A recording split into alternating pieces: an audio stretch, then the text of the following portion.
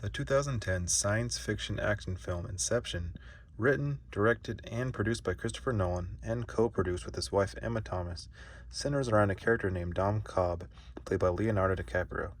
Cobb and his crew are able to enter people's dreams and perform mental heists, but Cobb finds himself in a scary situation where he has to perform a very dangerous heist in order to see his children again. Cobb and his crew have to enter a dream within a dream. There are three distinct themes seen throughout the film, the first being time. The whole plot revolves around the protagonist entering people's dreams, and time slows down because of this. The more dreams they go into, the slower time becomes. At one point, Cobb was able to take advantage of this and live a whole lifetime in a matter of minutes. The film makes the audience ask, what is time's impact on us? The second theme would be letting go of the past. Throughout the film, the protagonists come across several obstacles that are caused by Cobb's inability to let go of his own past. Cobb has to train himself to let go of what happened to him in his past. The last theme would be self-discovery. Cillian Murphy's character, Robert Fisher, is the person the protagonists are performing a heist on.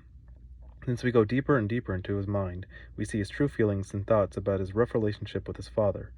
Towards the end of the film, he finds inner truths that even he didn't know about. The scene I chose to analyze is the famous hallway fight scene. In this scene, we see Joseph Gordon-Levitt's character, Arthur, fighting in a dream. In the real world, he is sleeping in a van, and in the dream, he is fighting someone in a hallway. But because the van starts to flip over, the hallway in the dream starts to rotate around. This visual spectacle of a scene is highlighted by its great use of colors. The scene cuts back and forth between the blue-toned, rainy streets of the real world and the warm, artificial colors of the hallway. The fight scene starts off with medium shots, but it starts to add in medium close-ups and close-ups the more intense the fight gets.